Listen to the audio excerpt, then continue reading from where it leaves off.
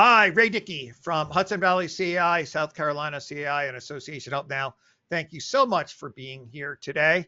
We have a full program. You are welcome to tune in for whatever portion you want. You can jump back in and out as needed. And our panelists will be doing that today also. And all these are recorded, by the way. And well, you guys know because you get that link if you're in the audience. Let's see, it says 4 topics today. 12 people you don't want to mess with. I know on some of the social media, I put the wrong topic. I think I did 10 people or something. It was too close, similar. So 12 people you don't want to mess with today. Nobody on the panel. They're all like government officials and other kinds of people. Get social to get work done. That's going to be a short segment to relieve a little bit of stress. I reviewed that program. I thought there were some really good tips in there. Think twice. I think this is going to be one of our most interesting topics. And I think the audience is going to be surprised about these welfare checks. And I think the attorneys could possibly have different opinions on this, like there'll be a gray area. And then ask anything, So we have a bunch of questions. You're welcome to ask away, and we'll try to get to whatever you want. Next week is going to be why it stinks to sometimes be a manager and board member. I think that was the one I accidentally put on the social media. And behavior styles, which is another short segment. And then I left a lot of time for Q&A because I want to catch up mid-year because I have a lot of Q&A that I never got to. So I thought I would go through it and try to pick up whatever I could. Let me launch a poll here if you require CEUs. And I'm still having a tough time with getting these polls. For some reason, okay, here it goes. I'm still having a hard time with my system because they changed everything around. If you are here for CEUs, click the appropriate item. Florida, you're going to get a link that you need to fill out at a later date. You'll probably get it today or tomorrow. You need to do that if you want to get those Florida CEUs. If I close the poll before you have time to fill it out, don't worry. Everyone has a question feature. I love questions and comments. I love them. They make the program 1,000 times better.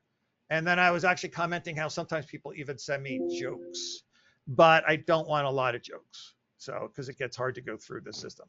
But anyway, I do appreciate them. Like I said, use your question feature if I close that poll and just say, hey, Ray, I need CEUs. So I'm going to go ahead and close the poll pretty quickly. Like I said, Florida, you're going to get another link. All right, let's have people are going to be in and out with the panel because the program's long. So not everybody needs to be here for the full 2 hours. So we're going to see how it goes. But let's have our panel introduce themselves with who I see first. And that is Dave Byrne.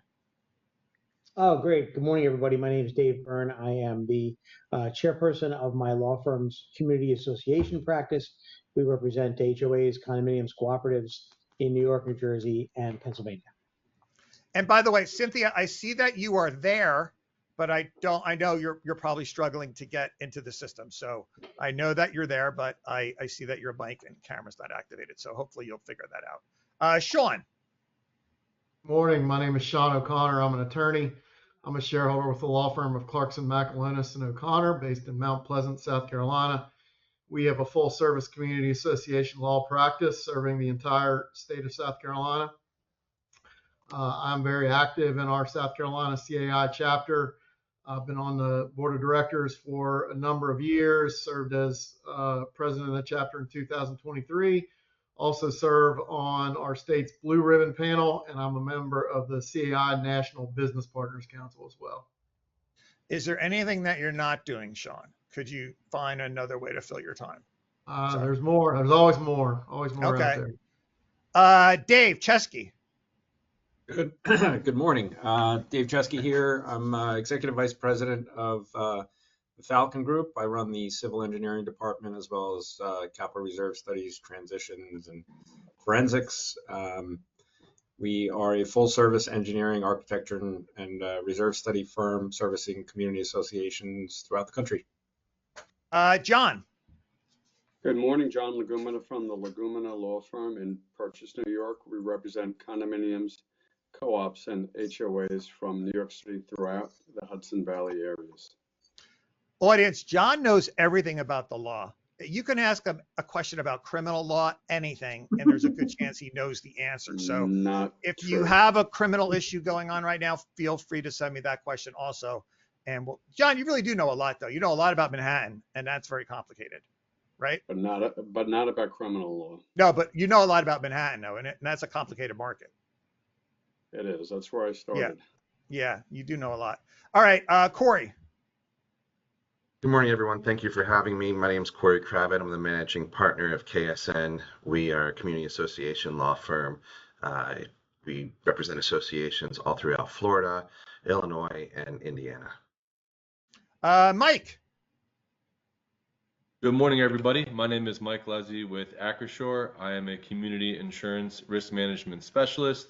Our division within Acrisure specializes in insurance programs for only common interest communities, so common known as HOAs, high rises, townhomes, co-ops, etc. I myself am based out of New Jersey and have a focus on the tri-state area, but we also have a huge division down in the Carolinas with a coastal focus as well. Thanks for having me. Mike was a basketball star, like a real basketball star in college. What college, Mike? I graduated from Caldwell College in northern New Jersey. Okay. Do you think you could beat everyone on this panel in basketball? Be honest. I probably could. Yeah, I would think Is it so. because of our ages or our skill set? All right. I think I've met everybody here. I think my height alone would just be too much to overcome. So. All right. Christine. Good morning, everyone. Christine Bates here from Associa Property Management, located here in the Hudson Valley area of New York. Michelle. Hi, my name is Michelle Baldry. I'm with Reserve Advisors. We prepare reserve studies throughout the country, and Mike can absolutely beat me in basketball. Yeah, somebody from the audience, that's not fair. They're saying even if we double teamed Mike, we still couldn't beat him. I don't know. There's a couple guys on the panel, I think, if you double team them, would have a pretty good shot, but I'm not going to say who. It's not me. So, Deb. Good morning, everyone. Deborah Girelli. I'm the Vice President of Girelli Insurance Agency here in Cold Spring, New York. I have my CERMS designation from CAI Nationals, and we have a department that specializes in community associations, so co-op condos, HOAs, here in the tri-state area. Now, my friend Tom, why are you so low?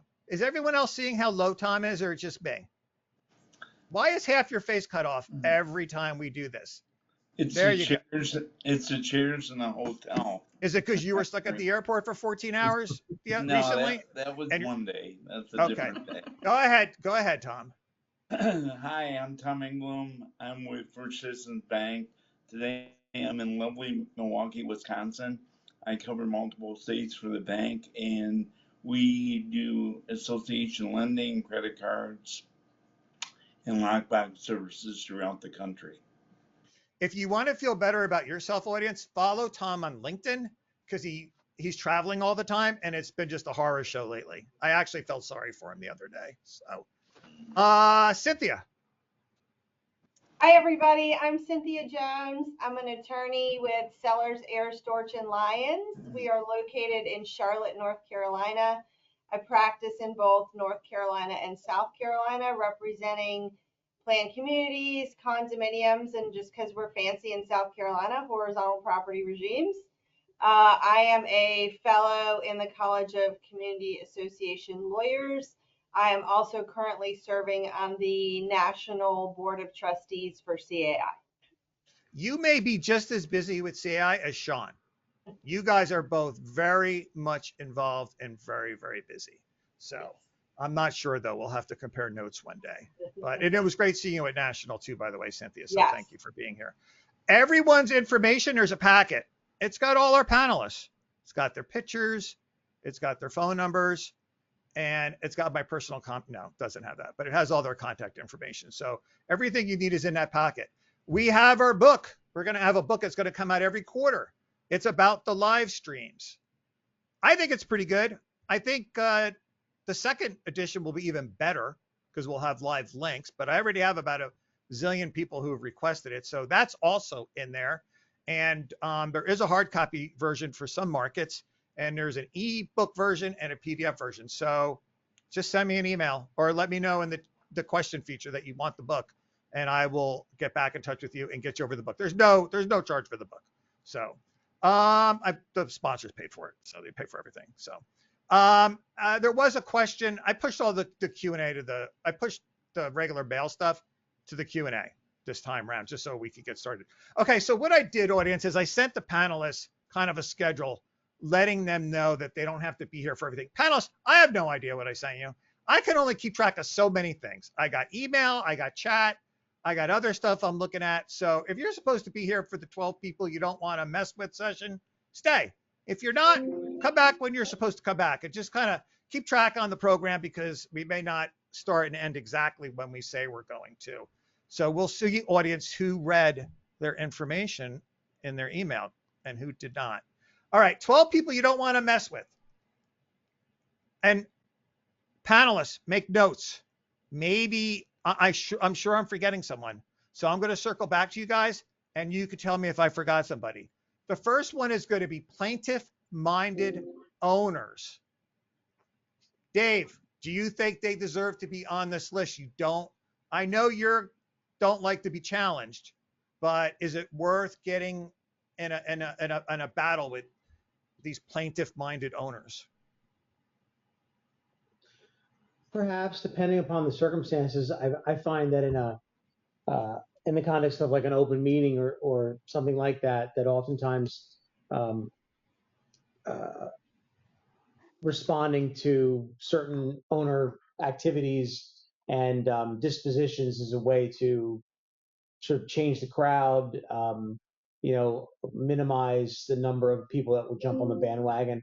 But on the other hand, I generally tell clients to avoid, letter writing campaigns and back and forth with the emails and all the nonsense like that. So it depends on the context, I think. And I'm going to stick with the lawyers on this. So if I skip over and you have something to say, by all means, jump in. Sean, I don't think a lot in our audience realize, like, I know people say, I'm going to sue you. There are associations where people have money and they sue. They don't care. They have 20, 30 grand. I know Dave Byrne has experience in this and has seen this. Yeah, some people will really sue you at a drop of the hat. They don't even care if they win or lose. Sean O'Connor, commentary. I mean, it really kind of has to be dealt with on a case-by-case basis. I would say by and large, a lot of the threats are lacking in merit, but it's really all about transparency and about listening and about the board following the association's own policies and procedures and treating everyone the same and avoiding selective enforcement and all the pitfalls that can get you into disputes that might have some merit. But I'm of the view to let's listen, let's see what the person says, see if the problem can be addressed. But a lot of times you're going to run into somebody's really just saying, look over here, and trying to start a beef because they have a delinquent account or a violation, and they would rather talk about something else other than the fact that they are not in good standing with the association. So it's really a case-by-case situation. Now, John, the reason I threw this, Dave, you're making noise, Dave Byrne. You could mute if you want, but I'm just letting you know, Dave, we're getting some noise from you. So I'm sorry, Dave. John, the reason I threw this in here too is these people tend to document everything. And I know, we're supposed to treat everyone the same, and we are, but in reality, sometimes that doesn't happen, even though we should. These people you need to be extra careful with, because sometimes they're really good at what they do, right? Which is legally harassing associations. Yeah, I mean, Sean's approach is the correct approach. You should try to dialogue, and in most cases, hopefully that'll resolve it, or you reach some type of compromise. But I think you're referring to like serial litigators, and yeah, they're looking to catch you at every step of the way. And in my experience, when you do deal with the serial litigator, you're not gonna stop them. They're looking for something, and if they don't find it, they'll just make it up. That's why. Yeah, I'm really glad you brought that up, John, because that's why I threw it out here. And Corey, like John said, you're not going to stop them, and they are good at what they do. They know what to look for. Corey, have you seen this or not seen it? I mean, I grew up in Boca Raton, Florida, where I still live, and so everyone in town is named Karen. But it's there's ways to deal. Once you identify the personality trait of the person who's causing the ruckus, there is usually a way to deal with them.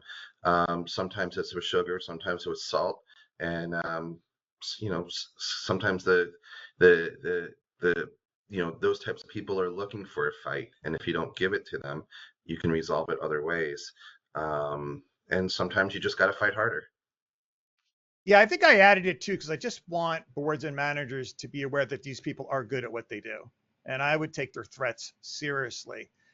Insurance people, you know what I'd like you to do? Can you take notes? There's only 12, and then I'd like to circle back on insurance aspects on all these instead of bumping around. And I know there's going to be an insurance thing on everything, and in particular, I'm going to ask you about when people make a threat, just to quickly remind our boards and managers what should take place, especially when it's someone that has the resources to actually follow through on it. Government regulators. I'm going to hop over to Michelle on this. Just out of the blue, I put this on here, Michelle. I'm obviously going to start with you with engineering. Does this belong on here? I meant, can you expand on it? So, I mean, they're pretty powerful, right? And you certainly might disagree with them, and it's not that they're going to necessarily be right, but it's kind of similar to anything else. There's a constructive way to address it, and it's best to do that because they often, if you're dealing with regulators, there's some sort of regulation that you have to adhere to, and you want to make sure you stay on their good side. Hey, Dave, could you I'm putting you on the spot. I'm sorry. Could you give me an example of one, and thanks, Michelle. Dave, could you give me an example of one particular kind of government regulator that you may run into in the engineering business? Yeah, we deal with it all the time. DEP, or depending on what state you're in, has specific requirements for types of construction or maintenance. Building code What's official. DPE? DEP, Department of Environmental Protection. Okay. Or any environmental agencies within those states have specific requirements regarding wetlands or flood zones. So that all needs to be, kept in mind when designing and constructing things. And then township construction officials and construction departments, every municipality has different requirements, and the codes are uniform in general, but every township has its own interpretation and its own way of enforcing those regulations. So it's very important to know that and be familiar with it. Michelle, whenever I hear Department of Environmental Protection or something like that, that scares the heck out of me in this industry. Because is it safe to say they could be one of the worst people you want to mess with? Powerful. Yeah, I'd agree with Dave. They're pretty powerful. All right.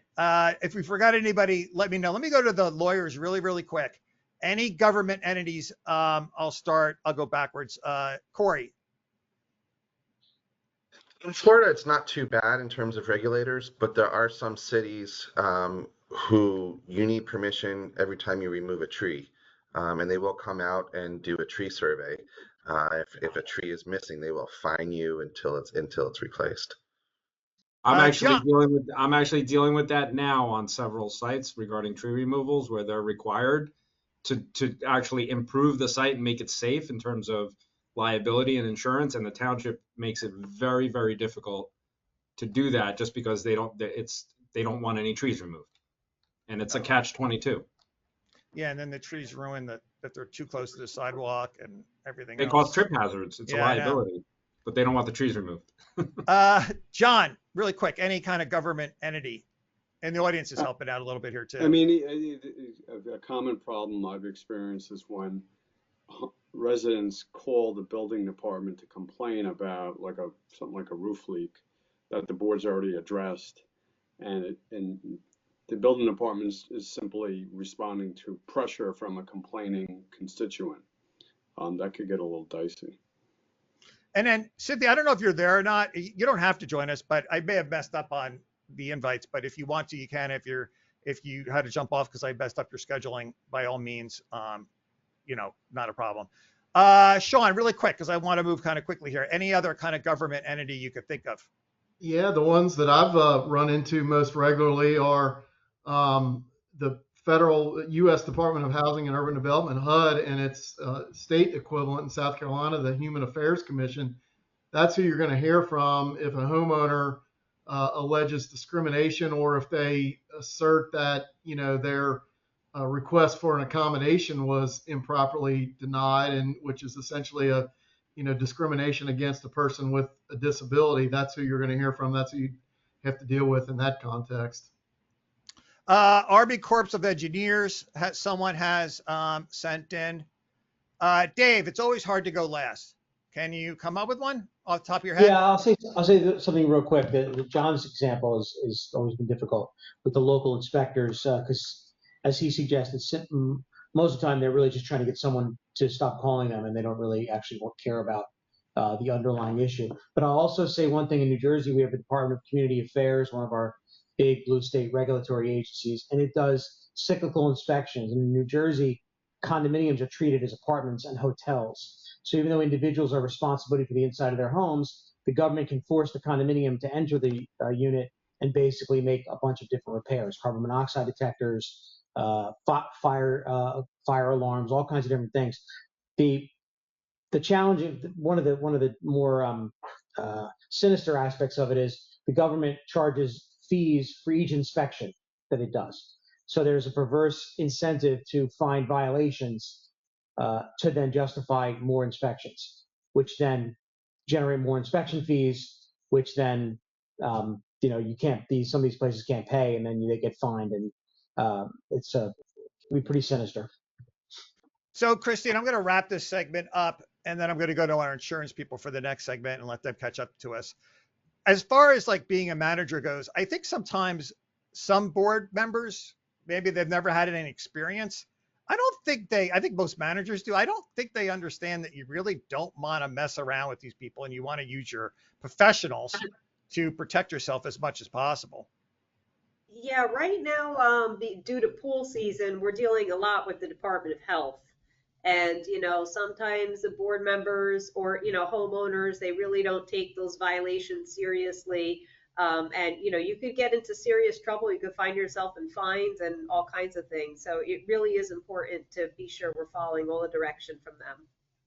Does anybody disagree too? And then we're going to move on that, like, once you're on their radar too, it's a little bit harder to get off, because that's another reason why you don't want to mess around with these people. I don't know if anybody disagrees with that. Oh, good. Everybody, see, sometimes, John, I am right. And usually John disagrees with me.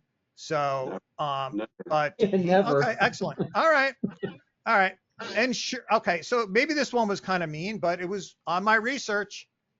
And Deb, I'll start with you.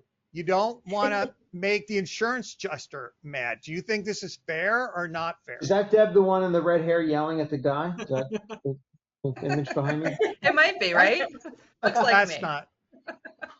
That's not nice. Right. So insurance adjusters are there to adjust the claim when it happens. So usually there's a lot of emotions going on, right? People are upset that they're not in their units, or the board's upset that we're putting in a claim because of something a unit owner did. So yeah, but we don't want to take that out on the adjuster. The adjuster's just there trying to do his job. So it's just like any other professional. You really don't want to upset any of your contractors, right? Because insurance adjusters are there for claims, and then we have the permit issues that go on, right? That can delay rebuilding something. So we really just want to be, mindful of, everybody just trying to do their jobs at the end of the day. Yeah, Mike, my research showed the reason that you would make the insurance adjuster unhappy is not because you're mean to them, because you're just lousy to deal with, right? You have poor documentation, you don't get the information that they need, and you just end up irritating this person. And I guess the point of this segment is, this is someone you probably it would be beneficial to make their experience as pleasant as possible. Do you agree?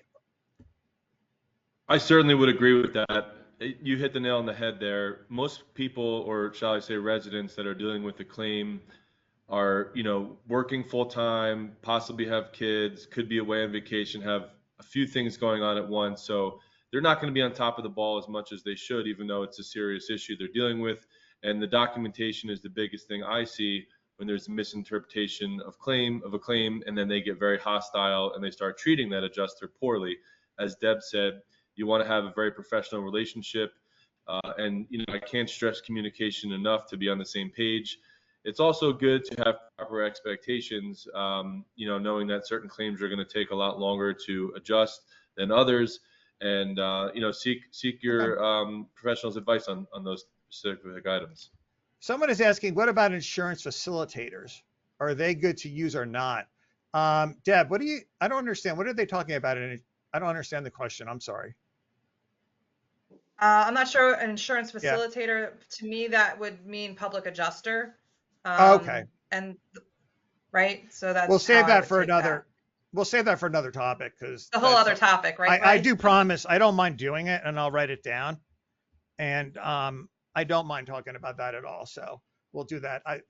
That will take us off track here, though. I'm sorry about that. But thank you for asking. I'll make sure I get back to you. All right. Attorneys. Where would be in the world without attorneys? But I wrote personal injury attorneys because our attorneys are great. Everybody loves them. So, okay, personal injury. I'll go this way around. Corey, starting with you. I don't know what they mean by you don't want to mess with them, but once they're in your lives, there's some of them that just specialize in the HOA business. I don't know if people know that. Go ahead, Corey. Yeah, I mean, they're just doing their job. And most of their contact is going to be with the association's insurance counsel if there's an injury, not necessarily with the general counsel. We're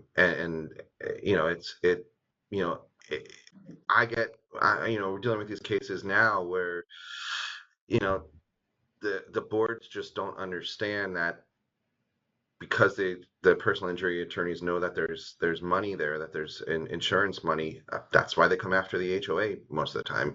If an injury happened, dealing with a dog bite that happened on association property, no issues with the property itself, but it just happened there. So of course the association is going to get named, but there's no, you're not going to get too far messing with them. Yeah, somebody mentioned dog bites, and we don't have time to dive into it, but they wanted to know if that should just be owner to owner. So I'll get back to that person on that, and we'll do that as a topic too. The person who send it to me during the Q&A, and that would be awesome. And we'll jump back into that. And I love you setting me the questions. Thank you. John, any commentary as far as personal injury attorneys? I don't know if I agree with Corey that they're all just trying to do their job. Some of them are pretty kind of lame in what they're suing for. I don't know. They're not everybody's favorite type of an attorney. I mean, my unless you're injured. experience is similar to Corey's. I don't find them to be disruptive and problems for condominiums, but I'm not saying that you may be right that they may push some speculative claims for clients that might not be telling the truth. That's another issue. I do find you have more of it I see more of potential issues in Manhattan than I do in Hudson Valley. Dave Byrne, John and I are like, we're like have a mind meld today. We're like on the same, we should just hang out all day together today, John. Dave Byrne, I was thinking. What a mind meld is. It's from Star Trek. Yeah, that's Spock stuff. Okay. Yeah, most of the audience probably won't. They're probably too young. Dave, I was thinking what John was thinking because I live in Atlantic City. So I hear about all the lawsuits that the association gets. Like somebody falls on the street on the Tropicana property and they drag themselves over to our property and then sue us, right? So this is where I'm kind of getting at with personal injury attorneys and the ones that people don't like. Yeah, but my disposition is similar to John's and Corey's. Years ago, a personal injury lawyer said to me, I was young and I had sort of perception of personal injury lawyers as ambulance chasers, sort of a standard kind of troublemaker lawyer thing that the caricature that you're painting in some way. And his response to me was, this is that personal injury law is sort of a capitalist free market way to make sure people don't act negligent. Someone has to make sure that there aren't trip hazards. Someone has to make sure that there aren't sinkholes. Like someone has to make sure that that the guy who mops the floor in the mall dries it before 50 people walk by and all fall. The government either has to do it or the court system through personal injury law has to do it. Someone has to do it.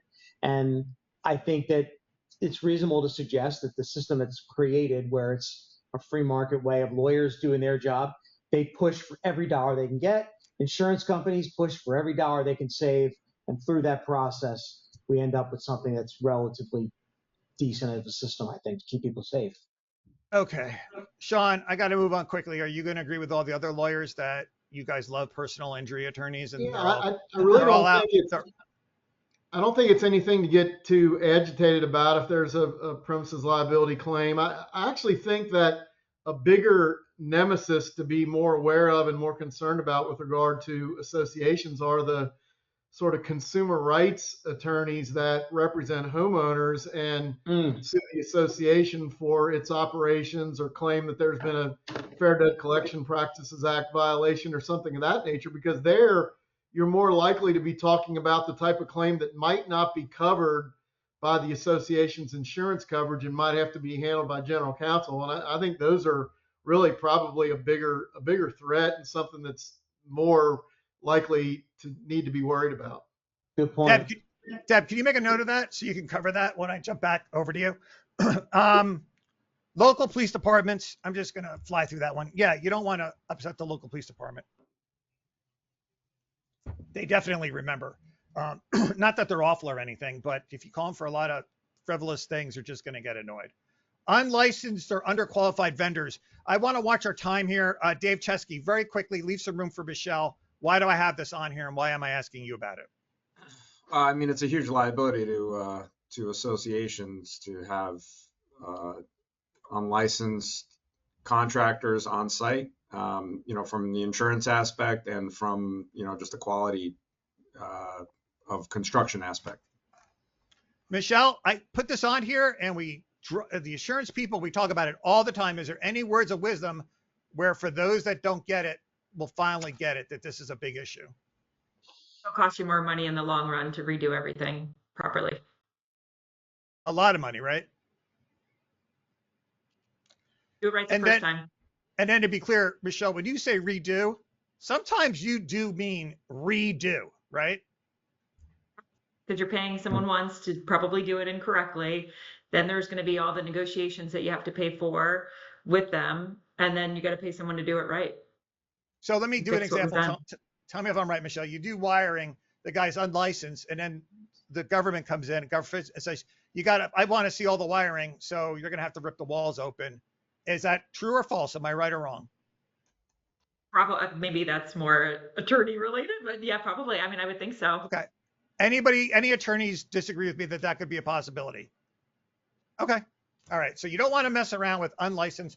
And then insurance people, please make a note on that. Former board members with a grudge, I'm going to fly through. You don't want to mess around with them if you don't need to, because they know how everything works and they know where the skeletons are in the closet. And they're probably pretty good at driving you nuts if they want to. Activist residents, I kind of would put together with the, it depends.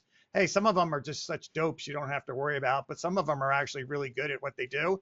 So you may want to think twice about messing around with them. Unit owners with political or legal ties. I don't know if this one really deserves to be there. I was thinking, this is the research I found, because they may bypass normal channels to cause you trouble with elected officials. I don't know. Anybody on the panel think there's anything you really do about this one or even know about it? Anybody got commentary on it? But I wanted to throw it out there.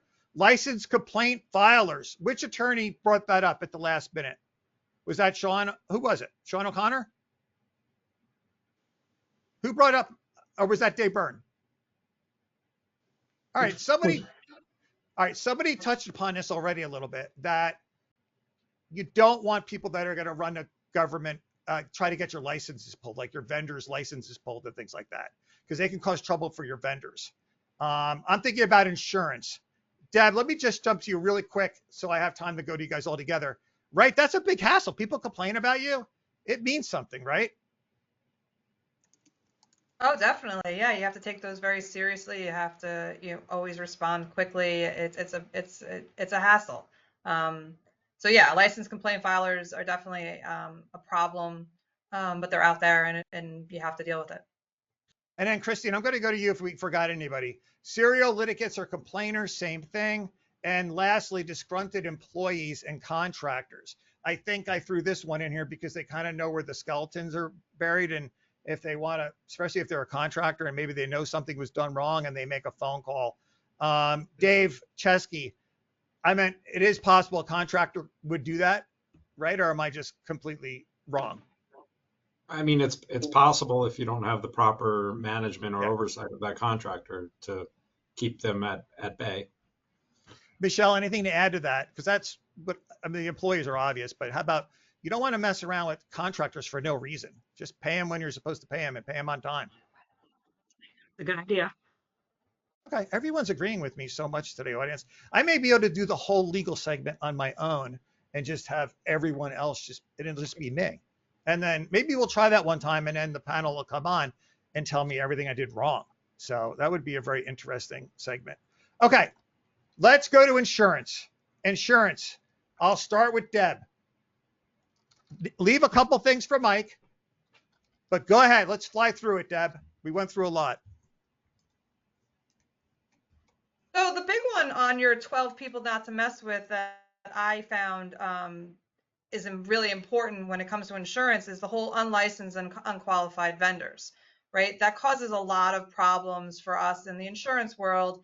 If things aren't done properly, if you're not using the proper contractors that have the proper insurances in place, it does cause a big risk for the community associations. And we're always looking to transfer that risk to those contractors that are doing the work for the community associations. So that one really kind of red flagged me. That's a big one for me.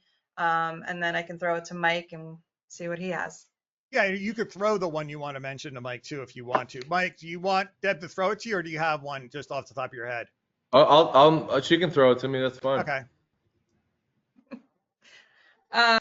So yeah, I mean, you wanted me to talk about the whole personal injury attorneys. So Mike, maybe you've had some experience with that where, Sure. We have certain attorneys in the area that are notorious for making just false claims or bringing everybody into a lawsuit that has nothing to do with the situation. Thank you, Deb. Thank you, Deb, by the way, because none of the attorneys backed me up and said that about the personal attorneys, and you said it. I appreciate it. Go ahead, Mike. I do think that's a problem. Here in New Jersey, we're a very litigious society in the Northeast in general. But I have, spoken to several lawyers, from time to time just about certain firms that are on these personal injury claims within an association. And they, as Deb said, they are known to take cases that would be a little bit extreme, don't have, a good basis behind it, and they drag out. And in some cases, the insurance on the master policy may have to pay out regardless, depending on the situation. So those types of claims will certainly hit the loss history and really mess with the loss ratio of an association. So then when you have a potential shock loss or a large claim that actually is something legitimate that, could be a tragic injury, et cetera, that creates a perfect storm, to really level out your loss ratio. All right. Deb, take us out of here with insurance real quick if you can. And then I want to go to really quick closing thoughts because we're behind schedule. But what else with insurance, Deb? Fly through them. Well, the other thing we see is the chronic person always suing the board. It definitely causes disruption on the board to be able to do their day-to-day business. And it causes a problem on the insurance end, both on the, possibly the D&O policy or the general liability policy. So we really just want to be, I think Sean said it earlier, communication is key. We want to get out in front of these things and make sure we're communicating and we're transparent so that we don't have disgruntled vendors or upsetting any government agencies or these chronic claim filers. All right. All right, let's go to closing thoughts really, really quick. And I'm going to fly through everybody. Christine, I'm going to save you for last for a manager's perspective. Michelle, really quick, closing thoughts. Anything we forgot to mention? I think just in general, anyone that you're actively working with, right? It's better to use honey with anyone. You don't want the relationship to go sour. Well, that's like life advice. So thank you. I mean, that could work well anywhere. Is that what you're like, Michelle? Be honest. You're a honey person? Yeah, I'm a honey You are. person. That's nice of you. Okay. John. Yeah, I mean, try to dialogue. You're required to, for example, with Fair Housing Act cases, you're required to engage in an interactive dialogue. So I think that's good advice for almost any controversy. Corey, are you going to say dialogue too? Is this going to be the obvious theme? Because it makes sense. No, I was just going to say, if there are concerns about frivolous lawsuits being filed against an association, at least in Florida, there are mechanisms to combat that, and you can get sanctions against not only the plaintiff but the plaintiff's attorney if they're filing claims that are unjustified, which we've been successful in doing. I'd like to do that as a segment, Corey. Could you make a note? Would you? I apologize. That would be great because I have 1,000 little notes. That would be a really good segment. Dave Chesky, closing thoughts. I don't really have anything to add. No, I'm not going to take up more time. I'm going to come back to you because I'm going to insist on you having something to add. Sean O'Connor. Yeah, here's a pro tip. If the association gets sued and is served with suit papers, you're definitely going to want to turn those over to the claims department of your insurance carrier, but recognize that they might not make a coverage decision before the answer is due. So you want to be sure that you notify your general counsel as well and have them calendar the deadline for the answer so that the association does not go into default while they're waiting for the carrier to make a determination on coverage. Dave Byrne, are you a honey kind of warm blanket cuddly kind of guy? Somebody's giving you a hard time and you're just going to be like, let's just cuddle in a blanket together for a little while and let's have some honey. Is that your personality, Dave? Depends on context. As I said before, at a public meeting, the owners and nasty people, sometimes killing them with kindness is the way to go. It's all about sort of trying to massage the situation to your benefit. I think that Sean made a good point about the lawyers that are, sort of involved in the more nefarious actions like the consumer debt stuff and those kinds of things. I find in the end with those kinds of things that the people who claim I'm going to get my lawyer involved and that kind of thing, that's sort of laughable. Like we sort of laugh at those things. That's like a Law and Order episode. Like someone who really has a claim and someone who really has something that's seriously important, they don't talk about getting their lawyer involved. They do things that responsible people would do. So we try to separate people by that way. The bravado often is just nonsense, bluffing, idiocy. The silent people that act with professionalism and seriousness, they're the ones I think that you have to be more concerned about. Yeah, they always say be on the lookout for the quiet ones. Mm. All right, Mike, any closing thoughts real quick? I think you guys covered a lot with insurance. I love Michelle's point. You get more honey with bees than vinegar. Treat people with respect. But I think a lot of the things we touched on is about either, within a claim or some process, government entity you have to deal with regarding inspections, et cetera. I think just having proper expectations and knowing that, by understanding how a process could work, you may just be at ease a little bit more. But I would say proper expectations when dealing with the day-to-day things of an association. All right, Christine, manager perspective on today. I heard a couple different themes of advice here. I hope we helped some board members and managers just be aware of, hey, there's some people you just don't want to mess with. Yeah, so two things come to mind. Number one, with the more challenging people, I noticed that, they love to correct mistakes. So, always be careful when answering people. If you don't have the answer, it's okay to tell them you don't know. Get the facts from the expert and then go back and answer rather than getting yourself into a trap where, someone's going to come back and correct you. And then the second thing that I think is helpful is setting up mini meetings with people, maybe with a board member present, maybe with a particular vendor, maybe even the association attorney needs to be there. But sometimes people just want to know that their concerns are being addressed, and sometimes being in person, setting a hard stop, because I know people don't have all day, that can also make all of the difference. All right. Thank you. Thank you. Thank you. Okay. Before anybody goes, I want to do a quick, I'm not even going to do it as a poll question because it just takes me too long. If you want to answer, just use your question feature. I'm not going to use your name. Just send it to me quick though, audience, if you want to. Who is your biggest cheerleader professionally? I want to take a quick break before we go to the next segment, 2 minutes. Who is your biggest cheerleader professionally? Michelle, you don't have to give me an answer about yourself. You could just give me an answer on what you think the audience is going to answer, or you could answer for yourself, whatever you like. Ooh, that's a tough one. I think the audience is more board members, right? Okay. And so I'm going to say community managers are their biggest, like, cheerleader, kind of teacher, mentor, kind of onboard them into That's a community good one. associations. There's no wrong answers on this one, I don't think. Deb.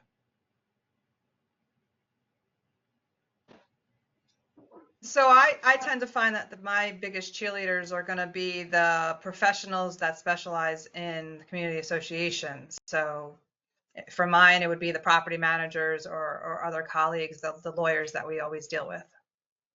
If you guys all say property managers, I'm just going to have a heart attack because that's like just try to be super nice to the property managers. Tom, quick answer. Anyone that would have an advanced credential from CAI would be a hero for me. Oh my gosh. Oh, so sorry, audience. Christine. Yeah, I would say everyone. There's too many just to name one. Mike. It's a team. Ray, I missed the part. You want my biggest cheerleader? No, it could be, you could say, I don't like to be guys make you answer personally. You can answer personally, or you can answer. I'll answer personally. Honestly, I would say Dawn. Dawn is a huge supporter of me. We are a great team. I can't thank her enough to be there for me, and she's always pushing me to be better. So I would say Dawn. I'm very thankful to be on her team and work with her day to day. So that is Mike's boss, and I know that he sincerely means it. I will tell you right now. I know we're short on time, but I would say she's also like a big sister. Very thankful for everything that she's done for me. So. All right. Anything else? I feel like it's an Oscars speech where you're thanking. Anything else about Dawn? Nope. Corey. This is a really tough industry, especially for property managers. They take a lot of heat. And I was just thinking it might not be a bad idea for CAI to have, therapists on call, to help people get through the day. I agree. That's why I do the little 15-minute, 10-minute wellness segment. Just if it helps one person, I'm happy. John. Board members. Dave. Chesky. I've been with this company for a long time. Personally, it would be the leadership that I've had here and the few mentors that I've had over my professional career. I believe you 100%. Sean. Yeah, aside from my colleagues in our firm, I would say it's my friends and fellow vendors that do business in the industry in our state. I mean, we have a great relationship. There's a lot of cross referrals there, and of course, our existing clients are a great source of new business. And so I would give a shout out to all those folks. Dave Byrne, isn't it true since you've known me, you're doing better personally and personally? I give you advice, marriage advice, professional advice. Am I the person? Go ahead. You can be honest. I actually was going to say Ray Dickey. Oh, no, you weren't, but that's okay. I already settled on my answer a minute ago. When you were paying attention, I already knew what I was going to say. All right. Well, thank you. Thank you. The audience came, let's see what they got here. Dawn, Adam, and Sean, the Lake Committee chair, board member, as a board member, my manager, a lot of property managers, a lot of bosses, board members, a lot of bosses, fellow managers. Somebody did say their engineer, my mom, and owners who say thank you. Awesome. That was terrific. Thank you so much for sharing. I'm surprised we dove so deep into that, but that was actually pretty nice. I should have saved that as maybe another segment sometime. Okay, I'm gonna go to our next segment. And I think that's gonna be Tom and Christine. And then I don't know who's ever supposed to come back. Dave Byrne, you hate these segments, so will you stay or do you want to catch up on some work for 15 minutes? It's up to you. I can catch up on stuff and come back. Darn it, because he hates them so much. That's why. All right, I'll let everybody else go back to work. I appoint John Lagumina to speak for me. All right, John, you stay on this segment. Everyone else, Christine. Okay, here we go. All right, Tom. Yes, Okay, present. so real quick, Tom has a book. It's about burnout. It's not exactly on the topics that I give to Tom, but it is there. But Tom has a PhD in burnout, so he knows what he's talking about. And the link to his book can be found in the packet, Working from Home, Making It Work for You. Now, I gave Tom a little bit of homework before we got started, so I didn't just completely blindside him. So we're going to move kind of quickly here if we can. So Tom, this topic is about get social to get work stuff done. What are we talking about? Well, you're talking about the interaction of people and how they want to be social and try to be more efficient and productive based on their surroundings that they have, and how they're going to be flexibility in different components and high pressure roles that they deal with every day. Exactly. So it's about, I'm reading it. So having a healthy social life can actually boost focus, motivation, and overall productivity. I guess they're saying it's important to make time for your social life. And that's the first question is how social life impacts focus and productivity. Tom, why does it matter? Why do people need to, and why should companies make sure that their employees have time to have a social life? Well, I mean, not to dive too deep into this, but we're creatures of habit. And what you get into, individuals, we have millions of what they call neurons. And we have a social neuron that we want to deal with, and that's the interaction. And I mean, if you go back to covert, that's actually what happened with individuals that they were working separately or from home, and they didn't know how to act because their social neurons weren't actually being a part of what they were trying to deal with on a normal basis. And then, Christine, I'm going to go to you last on this again and let you kind of summarize everything because I believe this is part of your job, right? Christine, is the mental health of the people under you. Is that true to a certain extent? Absolutely, yes. Okay. This is a key part of it. So I'm going to be really curious on what you think. What surprised you most about the power of connection? That was one of the questions, Tom, that I came up with. Well, I mean, again, going back, people need to have social interaction. And what they need, even if they take 5 minutes to call someone or talk to them or have a break, go get a cup of coffee, and they reduce some of that stress by having that social interaction. Again, because it goes back to the social neuron and that we're creatures of habit, we want to be social as individuals. And some people are sitting here and they're like, oh, why are you telling us this? It's so obvious. I will tell you that there's people in the audience that send me thank you emails because they use these little tips and they work. They actually work. And like Tom said, 5 minutes. If you structure something around 5 minutes, it could impact the entire rest of your day. Tom, what is the 5 minutes? Does it have to be like aerobics or, I mean, I'm kind of setting you up here with what it should be, but it could be simple, right? I mean, it could be something very simple. I mean, again, I've worked at home for 21 years, and this sounds kind of unique, but I would pick up the phone call, and I would even call you. Hey, how you doing? What's going on? My wife or a friend, because what it does is it makes me reboot. It releases that tension that I have that's on my mind, and it goes back to what I've talked about previously. Our mind is like a conveyor belt. We can only handle 7 items at a time. So if you have a 5-minute call or social interaction, it'll make you reboot and refresh, and you'll become more invigorated. And, this is really healthy for a draining day. You don't want to have a whole day of just nonstop meetings. Tom, what's one social wellness rule? What would it be based on the Well, research? I would just, you know, I'm all about having a schedule. And I think what you need to do is every hour on the hour, take a break, go for a walk, talk to someone, make a phone call. I mean, even getting a cup of coffee or just saying, hey, how's your family doing, Christine? What's happening, John, Sean? How did you do? What did you do over the weekend? Anything to refresh your mind and reboot is going to make a huge difference.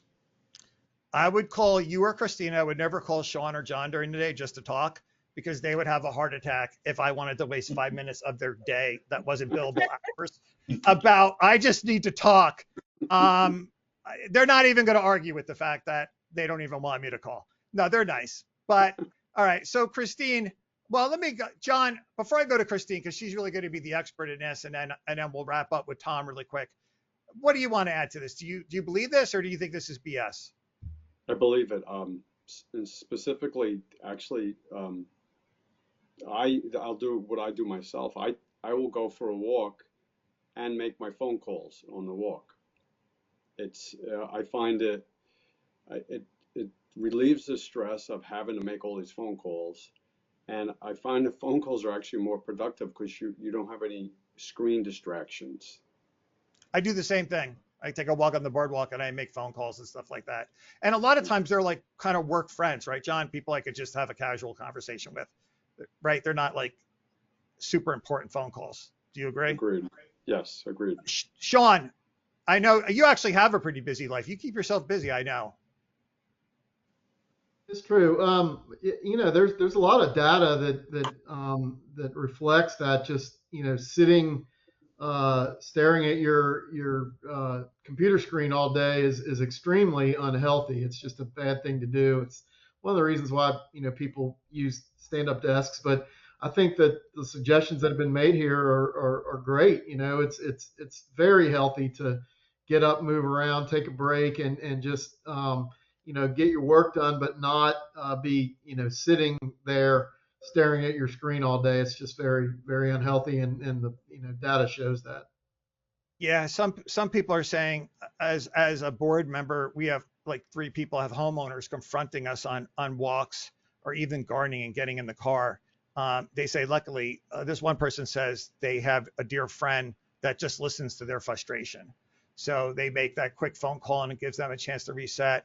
I'm going to go to you last, Tom, for closing thoughts. Christine, I'm actually one of those people that was guilty of just working, honestly, from 6 a.m. nonstop. I just couldn't stand having open emails, and I had to break myself out of that cycle. And that's why I like these segments too, because it's helped me a lot. But I have 2 questions for you, Christine, before you why is social support important for managers under pressure? And how can managers handle stress when they feel isolated? And it could be board members too. All right, Christine, take it from there from a manager's perspective on what we spoke about. Okay, yeah, so there's so much to really unpack here, and there's, things that we can do on a smaller level, and then there's things that we could do, on a larger level, as you guys are kind of talking about. So number one, I do think that although, the tone is set from leadership, it could really be set by any community manager that shows up. We make a choice in the morning to kind of get up and go into the office or approach the world as, a happy person or, in a bad mood. So, kind of taking the time to take a deep breath, relax, and again, talking to the coworkers, taking out the time to say, hey, how was your weekend? I once worked under a leader that started a virtual meeting. It was a weekly meeting, and probably the first 10 to 15 minutes of the meeting was just spent going around the room asking each person how their weekend was. And I really think that just kind of set the tone that it's important for us to kind of, realize that we have a life outside of work and, get our mind off of something else. I think that all the ideas like for getting through the day that were already mentioned are great. For me, I'm very into yoga, so taking the stretching breaks often I find kind of, helps me get away from the computer and, be able to get back to it. I think when you're using your brain for other things, not just the same things that we're doing at work all the time, it actually strengthens the other areas of the brain that we're using for work. So, exercising, maybe other things, artistic wise, if you like to paint over the weekends or, I enjoy playing tennis. Some people like, going to shows, doing the arts. I do think that taking that break helps us be better at what we're doing at work. So, I think all of that stuff is important. But then on a little bit larger scale, having the team activities, so managers can get together and create that support system within each other. And I love when all the managers get together and we just start sharing, war stories, and it's like, you're not alone. I've dealt with that too. Here's how I've dealt with it. And you can learn from other people. And it's almost like it's a support group. Yeah, I think I would like to press upon too that people that are actually in charge take this seriously, right? And look at it as a way to build, a better team. A couple comments from the audience. Most of them are about, just taking a break and finding a corner. A lot of people saying it doesn't have to be very long. This person has a wife and that's also an HOA manager from different companies, and it helps them where they get to talk about their issues. So sometimes I guess someone you trust that's also in the industry, make that phone call because that could go a long way.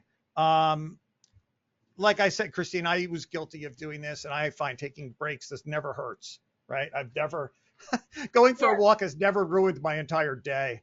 Well, the other thing I wanted to mention too is, setting the precedence about the emails on the off time, that maybe you want to schedule them to be only sent during the workday if you particularly have to be working for some reason, because you have to realize it does put stress and anxiety on other people when somebody in the office is just sending emails all weekend long.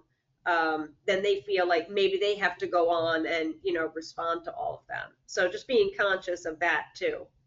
So I heard two things jumped out at me, Tom, and then you're going to take us out of this segment. I thought it was interesting about Christine. I wonder if that would work for a board meeting, right? You have a board that doesn't get along really well, and everybody just takes a turn before the board meeting starts and just says a little tidbit about themselves or what they did on the weekend. Christine, because that's a great idea because it reminds everybody we're human beings. We're not board members. The other thing that jumped out at me, Christine, too, is about the emails that maybe you're the person causing the problems. If you're sending the emails on the weekend, maybe I never thought about it. I could be guilty of that. Maybe you're putting undue pressure on your fellow coworkers, and that's not fair. All right, Tom, take us out of this segment. Well, and just to add to that, I agree with the email, because what happens if someone sends you an email on the weekend, what's your thought process? Oh, I gotta respond. So now with Outlook, you can schedule your emails to go out on Monday morning. And I'm a firm believer that you do everything in segments. So maybe for an hour you do emails, and then the next hour you work on your RFP, or next hour you have phone calls. Mix it up a little bit. There's nothing critical that says you have to respond to an email in 5 minutes. I think we've become so adept to being instantaneous. We don't need to be that way. All right.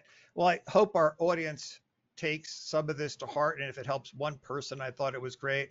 And Tom, a lot of this is in your book. Once again, people could download it and get it on Amazon. Who's ever coming for the next segment on welfare checks, please jump back on. In the meantime, while you're doing that, I'm going to launch a poll. And this one is in general, is consolidation good for managers? I know this is kind of a hard one for yes and no, but I'm going to do it as a yes and no.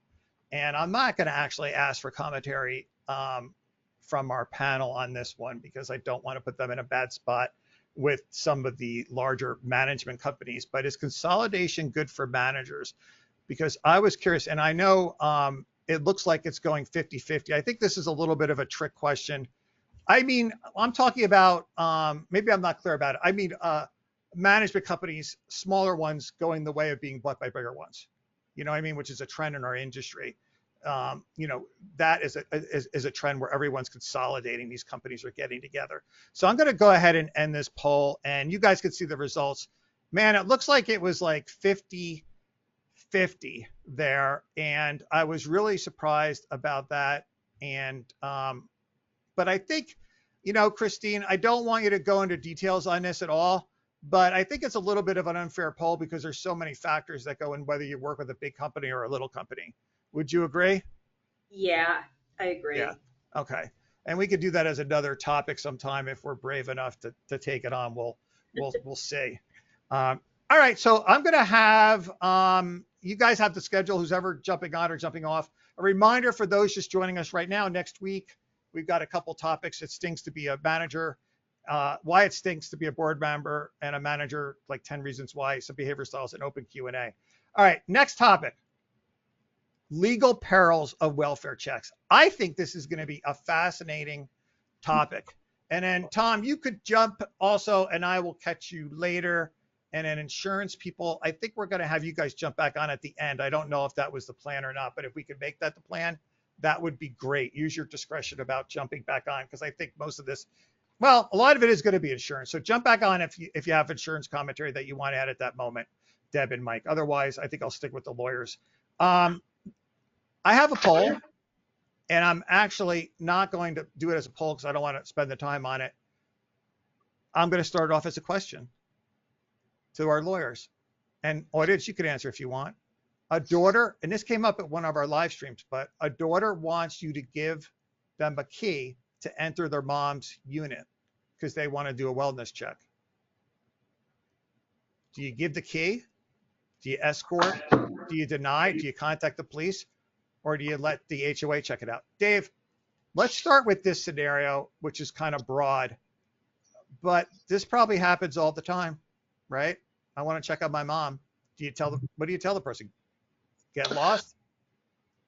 I mean, maybe. I think the idea of, well, I'll say condominium or in this context. I mean, the HOA in terms of single family homes really wouldn't have a reason for this, but townhomes and condos, there's nothing wrong with having keys and having the ability to access people's units, as long as it's handled correctly in the event of an emergency, like to property, meaning leaks and things like that. But I don't know. I'm not really sure, Frank. I'd have to think a little bit more about what wellness checks managers and associations should be doing. I'd have to think about it more and talk it through. I'm not comfortable with it right off the bat. Yeah, I don't blame you. Sean, I think what our audience is going to find during this segment, that they're going to have a whole new thought process on this. I think most of them are inclined to just want to help people. And I think, unfortunately, they're going to maybe think twice after today. What about this question, Sean? What do you think about it? Yeah, so I mean, there's a lot of individual circumstances that I think are pertinent. I mean, do we know that is there prior knowledge and familiarity with this person that's asking, that we know that they are the daughter and are related to the mother? I'm inclined, if that, let's assume that's the case. Let's assume that either know or for sure that this person is a relative.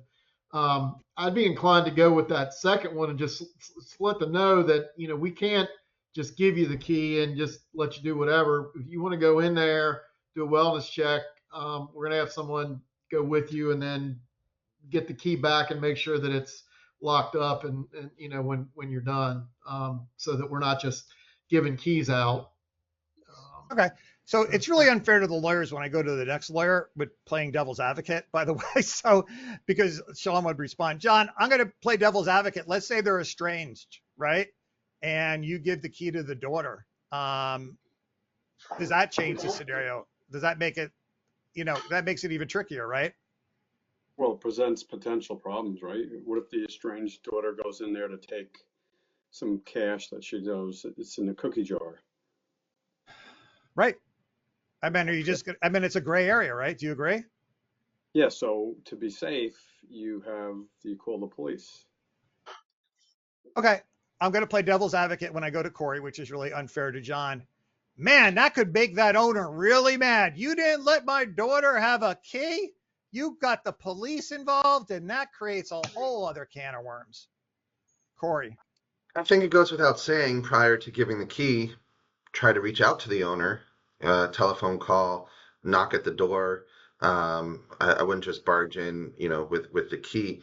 And to John's point, it's very common in Florida for, the fire department to do wellness checks. But in those situations, especially in a condo, the uh, association security guard or employee is going to go with the fire department to let them in.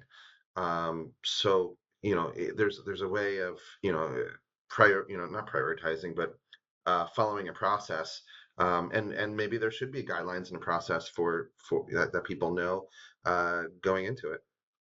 So Cynthia, welcome. I meant we're tossing like like a really super hard one, and then you have to go last, right? I mean, So it's great. yeah, we've heard a couple different. What I'm trying to do here is set the tone of all the things that could go wrong. And I feel. Let me just say something, Cynthia, too. Like I feel bad, right? Because people just want to help people, and here I am. Once again, you're going to get in trouble if you want to do this, but we got a lot to cover on this segment. Yeah, I meant like, wow. What do you think? Is there an answer to this, or boy, it's I a tough mean, one. look, we tend to think in worst case scenarios, right? We think about all the things that could go wrong if we handed that key out. I tend to be very conservative on this. I think that the living in a community in a condo is a great thing, but that doesn't necessarily mean the association is there to handle all of the issues for the owners.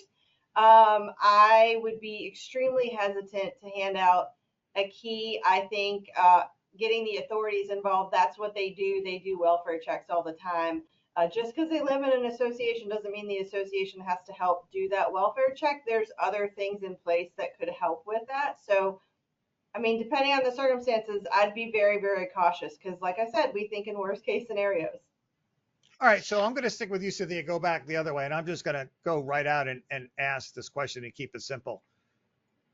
Should HOAs and condominiums even be in the business of welfare checks? Should they? And let me give you an example before we go to an easy out, right? Because I don't want to make it easy on you guys. Once again, you're calling the HOA. You know who this person is that's calling. This is Mary. It's the daughter of, April, who's 90 years old. She hasn't heard from her mom. Her daughter lives around the other side of the country. Her mom's lived there for 40 years. Can you check on my mom for me? Well, what are we saying? Are we saying, hey, don't do it? Let's start there. Tough one. Yeah, I mean, because the personal side of it plays in here, right? These are our neighbors, these are our friends, we care about them. And I appreciate that. I think it's great. But I also think the association is vested with authority based on what's in the governing documents, and they should stay within that authority. And I have a very hard time thinking performing welfare checks just because the family members might live out of town. Usually that's not going to be mentioned anywhere in the governing documents. So they probably don't have authority to enter property for something like that. If there's an emergency situation, it might be a little bit different, but they're going to be pretty restricted because they may not have any kind of authority to do something like that in the governing documents. All right, Corey, let me throw what I did today is I threw some case studies in really quick, and I'm going to read them to you really, really quick. And then I'll have each one of you guys do one so we can move along. And maybe this will help us get where we need to get today. These are real cases. A welfare check on an elderly resident after neighbors expressed concern. Resident later filed a lawsuit for trespassing and invasion of privacy. The HOA ignored multiple reports from neighbors that the person had not been seen for weeks. Resident had passed away. The HOA then filed legal scrutiny for negligence and failing to act in that case. HOA conducted a welfare check by contacting their employers and neighbors. Resident later sued, claiming a violation of policy. HOA attempted to handle a welfare check internally and failed to contact law enforcement. The delay caused harm to the resident. There's something in here where the HOA didn't do anything and it became a lawsuit, and they did something. Corey. Why you have insurance. At the end of the day, you do the best you can, and you're asking people, who to make a split-second decision on some things. If there's time, yeah, call your attorney, and we'll give the best advice we can for the situation. But at the end of the day, you just need to do what's reasonable. And like I said before, and what Cynthia said is absolutely correct. You need to work within, the the authority that's given to you in your documents. But we're also human, and there's a human side to things that aren't in the documents. So maybe there's a middle ground, just going and just knocking on the door, not necessarily entering. If you hear grandma say, I've fallen and I can't get up, then at that point call 911 and open the door. If you don't hear anything, then maybe report that back to the family member, and advise them to have fire rescue come and do a check at that point. And by the way, feel free I'm going to jump to John with your commentary, Corey, but if you need to, definitely interrupt me, okay? Because sometimes I don't want to misrepresent what you said. John, Corey brought up a really interesting middle ground area, right? And we're kind of like talking about this as we're going through it.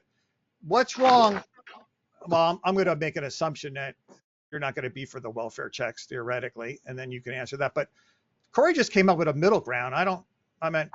You'll tell me, but I don't see a problem with maybe the HOA knocking on the door for the person. And then if they answer, the problem's kind of solved, right? Hey, she answered, call your daughter.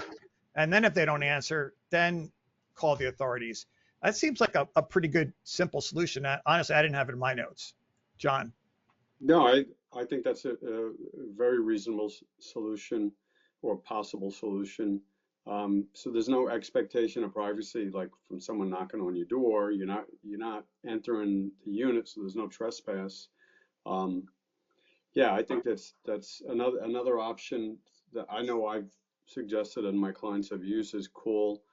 In New York, a lot of the counties have pretty good adult protective services, and they'll do they'll try to contact and enter the unit to see if they can assist the person. It's adult protective services. So once again, I'm playing devil's advocate. John, interrupt me because I'm bouncing off your comment. I'm going to go to Sean just to keep the program moving. Well, why would the HOA get involved at all? Why not just have a policy? Look, if you think this is a problem, you need to call the police. At the end of the day, if we want to be, I don't know, Sean, what would the right word? I don't want to say cold-hearted because we don't want to be. That would be the safest bet for the HOA, right? Just say, you know what, we don't get involved in this. I'm not going to do anything with this. You need to call the police and take it from there. Sean. I mean, it's probably true in the sense that there's not a specific duty to act, and from the manager's perspective, it's most likely not part of the duties in the management agreement. So maybe that's the safest bet. Seems like if it's the HOA that gets called, as reflected by the results of some of those cases that you put up there, and they don't do anything, and then that causes delay, maybe that brings the association into it for not doing what the most reasonable thing to do would be under the circumstances, which is facilitate and help get the situation resolved as quickly as possible. So it's really a tough one. It's really going to depend on the particular circumstances. Dave, the audience knows me well because somebody put discrimination, one, do the same, ... And actually, that's a really good question. So let's go through the scenario where you knock on the door, right? And it sounds like a really great solution, and I was really excited about it. But maybe you can't do it. You do it for Mary, who lives in Unit 2, but Cynthia's kind of smiling, so I think she knows where I'm going. And then just logistically, you just can't happen to do it for somebody who lives in Unit 3, and maybe they're a protected class, David. You did it. You performed the duty for them, but whether you did it on purpose or not, you didn't do it for this other person, and then they have a discrimination lawsuit. So I was so excited about the idea, but now I'm kind of like, ugh. But Dave, just take it from there.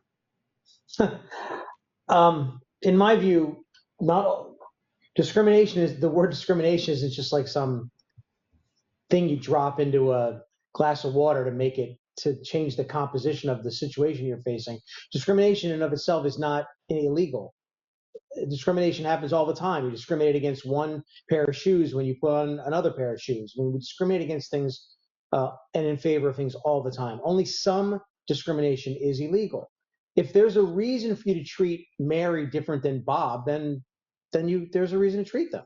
You can't treat everyone the same. It's impossible because not everyone presents the same situation. Like Sean was saying, sometimes the situation may be appropriate for an intervention. Sometimes it may not be. It's only if you decide those things based on some illegal thing that makes it a problem. All right, I don't want to get too broad into the discrimination thing, but where are you at with this whole thing where we're at, Dave? I'm not going to summarize this. I'm going to let you guys summarize it because there's a lot of options here. I'm more. I think I'm in general, as a general matter. I'm with Cynthia. Associations are not designed to be like nanny states. They're there to do what they're there to protect property. Like they're there to preserve property values. They're not there to run the lives of people and substitute in for children that should be taking care of their parents. It's not the property manager's job to do what society should be doing or family members should be doing. We're not anything other than an entity that's created to preserve property. Because in the old days, when they built houses that were too close to each other, they became ghettos when one or two people decided not to keep them nice, and the whole neighborhood fell apart. These things are designed to make sure that one person and their inability to pay assessments or inability to keep their house nice, it doesn't ruin the whole neighborhood. We're not there to manage the lives of individual people. Right. So the managers and the boards that are in the people business shouldn't be in the people business. Sometimes, under some circumstances, no. I feel bad, Cynthia. Let me just throw a couple other case studies. Courts have penalized HOAs for misusing their authority to harass residents. Residents have said they've been harassed. I'm sure these managers and boards were trying to just do the right thing. They said, you've been giving me unwarranted welfare checks. You're harassing me. Untrained individuals, including HOA members, should avoid assuming law enforcement roles. In genuine emergencies, HOAs may have some protection if acting in good faith, though.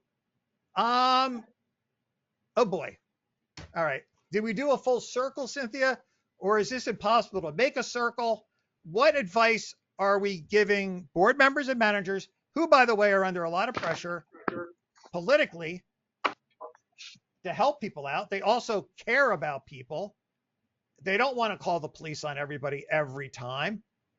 Are we telling them that you have to be cold-hearted? This is like, I don't know where to go, what to tell people. Well, look, we can tell them a couple of different things. Stay within the guidelines of your documents. There are other options out there instead of you handing out a key or entering a property. Knock on the door. Suggest to the daughter that maybe you call the police to do the welfare check, and then ask your mom for numbers of neighbors that could go check on her, and have her call a neighbor instead of the association next time. So, there's a couple of different things you can do, but yeah, it's hard to take the personal side out of it, but the liabilities just are just there for the association. And you're just going to have to look at each situation and see, is this warranted? Is there something emergent going on that the association has authority and can protect and help with? But I would be very cautious doing it. Corey, associations are doing this all the time. They are. Let's face it. And we're calling on welfare checks too. We don't want to spend time even describing at what level does something become a welfare check between just saying, have you seen somebody? You know what I mean? So there's a lot of different degrees here. But at the end of the day, isn't it just safe to tell boards and managers, sorry, just say I'm not involved in this in any way whatsoever. You got to call the cops. I feel really bad about it, or am I going too far? At the end of the day, if it's a life or death situation, I think that we have the luxury of sitting behind a desk and BSing back and forth about it. But at the time, it could be an emergency situation. It may not be. And so I think the best advice I could give is, that person on the ground has to make a reasonable decision, a practical, reasonable decision, one way or the other. And is it a life or death situation? If it's a life or death situation, I'd rather, have on my conscience that I help that person. And if I get sued for it, well, let the chips fall where they may. Like I said, there is insurance. I would not, on my conscience, want to know that somebody was suffering. We have a lot of older people in Florida, and it's not uncommon to hear that they've been stranded laying on their floors for hours with no help.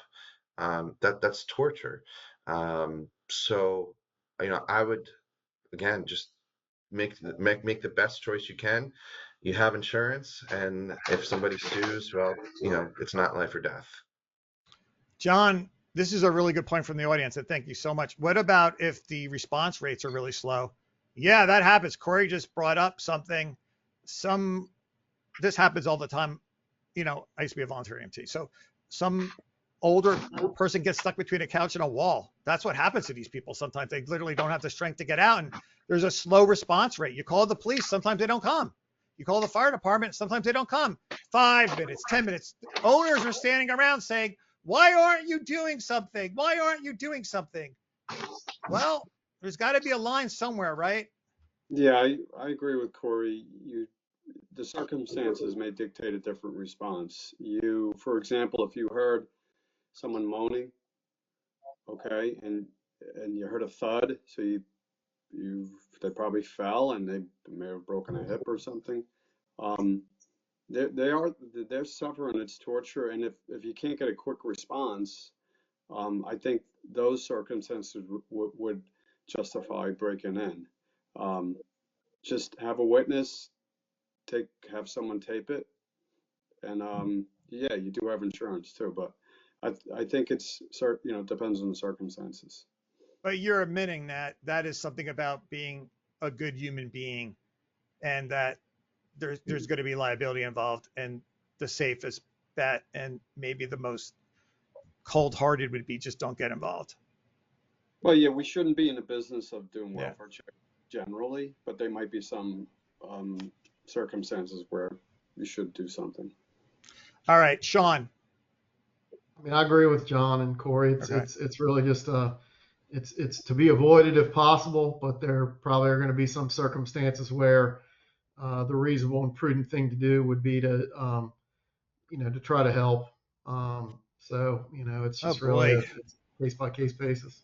We're all over the place. Can I have not really though, can I have our insurance people jump back on?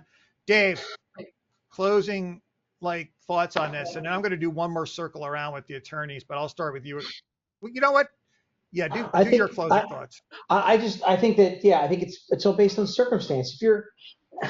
If you're walking by someone's house, someone's office, and you think that they may actually have a medical emergency, I mean, you're not human if you don't try to help. I mean, this isn't even like a association thing. You do it.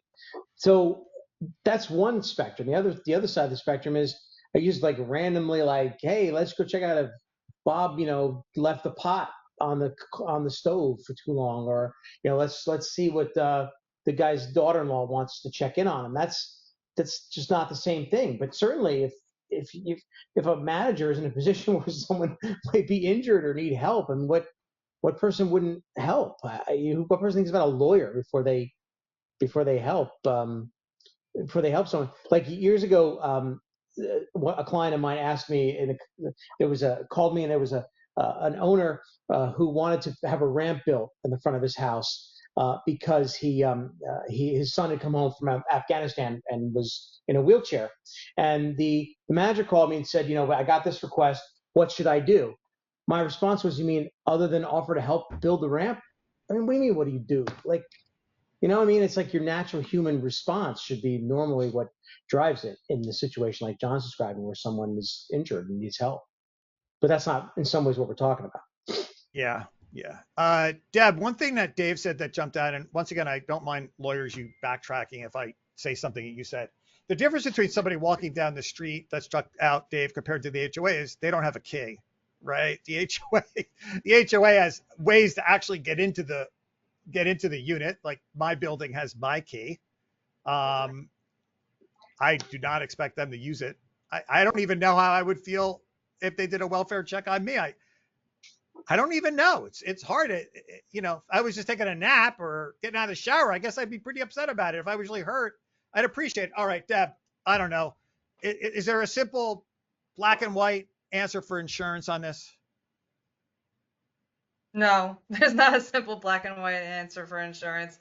Is there ever, Ray? It all depends on the situation. you hate when I say that, but even like with lawsuits, it depends on how the lawsuit comes in. I know everybody was saying there is insurance coverage, but what is the claim, right? If we're claiming any kind of bodily injury or property damage, then your D&O policy doesn't respond. There's exclusions in a property policy for governmental action. So if the police are the ones knocking down the door, that might be excluded. So it's going to depend on the situation. So there's no black and white answer. You got to take all the information as a whole and make the best decision for the community. But I think I'm kind of on board with the attorneys, as it's not really our place, right? If a daughter from another state is just trying to check on their mom, they really should have a different line of a different way to do that. A neighbor, a friend, another family member, and it's not really the association's responsibility. Mike, I'm not picking on our panelists by me saying this because I actually agree with them to a certain extent. A couple of them said, just help other people. And, you know, that's what we have insurance for. Liabilities be damned, right? We're human beings. Is that something, and I'm going to go back to the lawyers on closing thoughts. You may not want to tell anybody that was your thought process when you did that, though. But it is somewhat of a reality. Insurance thoughts, Mike. Well, you know, I think that in any situation that's above, you know, usual protocol day to day, you know, if somebody feels that they've been wronged or, you know, anything that you could be exposing yourself to a suit, and welfare checks or, you know, something along those lines certainly, you know, could have someone feel that strong enough that they want to file the suit or whatnot. As Deb said, it's all situationally based. There's no black and white. It's very gray. But I think, you know, back to treating people as humans, I think that, you know, if there is a danger to somebody, if they have, you know, mental health issues, or there's a danger to other residents within the building or the association, I think that you just may have to take action, document it, call the police, file a report, or at least, you know, get it in writing. But calling the police is a huge thing, because, you know, they're trained professionals that could handle a tough situation. You know, whether it be health related or mental health or physical. So I think those would be my closing thoughts on it. But also, you know, if you have a claim like a fire, right, and, you know, somebody from a unit that's close by is not acting, or, you know, you haven't heard from them, the police or fire department's knocking that door down regardless. So, you know, you could be in a situation as an association like that to where that's just going to happen. I've had that twice the last year where those situations happen. Well, I think that's one reason I mentioned too. Somebody had come up with the idea, like, don't even get involved. Don't call the police or fire department, because like you said, they'll just break the door down. So how do you know they're not going to go after the HOA and say, what business do you have of calling the police or fire department because somebody called you about me? Why not just tell the person themselves to call? All right, Dave, if you have anything to add, if you don't, you don't. I'll fly through everyone. I'm going to let Cynthia go last on this one, since we started with her first on probably one of the hardest topics we've done. Dave, anything else to add, or you think we covered everything? Yeah, I think we covered it. Sean, anything? Same. I think it's covered. John? Covered. Corey? Yeah, as attorneys, we're very good at defending claims also. It's a lot easier to defend a claim than to bring a claim. So you can't always be afraid of actions because you're going to get sued, because it's not that easy. Plaintiff has to prove every element of a cause of action, and usually a defendant only has to disprove or not get them to prove one of those elements. So a common theme of today's seminar was, you know, trying to avoid lawsuits, which is great to do. But if you are faced with one, you know, we're good at kicking butt. Cynthia, I'm going to give you closing thoughts. And I think what I liked about today's segment too is we saw the human side of our panel today, which we often don't, because you guys are giving very important, not advice, commentary. And I'll leave it at that. But Cynthia, any closing thoughts? Yeah, I mean, I would just say, you know, there's not a black and white answer here. So you get my favorite lawyerly answer, which is it depends. But understand that it depends. There's some risk, but like Corey said, we're pretty good at defending if the association does get sued. But use your judgment. And yes, we're all people, even the lawyers. Yeah, exactly. Well, I hope you help me out on this, audience, but like I did promise you that there'd be some thought process involved, and I bet some people are gonna. People do these welfare checks all the time. I will tell you right now that they do them, just because it's convenient and it's easy, and it doesn't always mean you're checking to see if somebody's dead. Sometimes you're just doing somebody a favor to make sure they're all right on behalf of someone else. And boy, there's a lot of tricky potholes in this, so you're really gonna have to think that over. So I thought that was kind of a tough segment. Okay, so we can almost wrap up here. I wanted to make sure I left time for Q&A. I have 1,000 questions. I don't mind. They're kind of a mix of what the audience has sent me in previous live streams, but I also don't mind if the audience has any questions. Anything goes. Anybody that's still here, by the way, that's been hanging out, you can jump back in. You might as well during this. I don't know if I'll have any questions related to your industry, but you're welcome to be here if you want to. If you have to leave because you're busy, by all means, feel free to take off. I'm not going to go to everybody on every one of these questions because we'll just be here forever. You know, I'm going to do something different today. You know what, Cynthia? I'm going to, just for the fun of it now, I'm going to put you on the spot on a new thing. Okay? Fantastic. And I love that you're letting me do it. Okay? I want you to come up with a question. Don't make it an easy one, or I'm not going to like it. Come up with a question that the audience could ask. And I'm going to do this with the whole panel before I do mine. That would be a little bit tricky. Do you want me to come back to you? I can give you a little time to think about it. Wait, about entering for welfare check? No, or anything. We're just doing Q&A. Anything goes. Ask anything. Any question. Ask anything. Oh, I love this. Okay, hold on a second. Give me You can think about it. Okay. Tom, do you have a question for our panel? Yes. Better not be easy. Better not be too easy. No, not a softball. No. I think all right, go ahead. Probably too complicated. You're a board member and you have an individual unit owner that sends an email to the manager and the rest of the board, constantly harassing you every day for 35 days in a row about ambiguous, nonsense information that's just ridiculous. How do you deal with that situation? Do you sue them? Ignore them? What would the approach be? I think I'm going to go to John because I'm always wrong. But I think the answer that John is going to say is you have every right to stop taking those emails, and that you could simply send them a letter saying, we consider what you're doing over the line and we're not going to take those emails anymore. John, honorary legal license coming my way? Or am I wrong again? Almost. I never get 100%. Go ahead, John. Well, so I do agree that there should be some level of response. Thank you for your request. The board will take it under consideration. Something to that effect. If you get bombarded, and Tom said 35 days, so let's say you do 3 a day and there's 90 of them, like, you don't have to respond every single time. You could send a response saying, you know, while we told you we're going to take this under consideration, we have other things to do, and just repeating the same request is not going to change anything.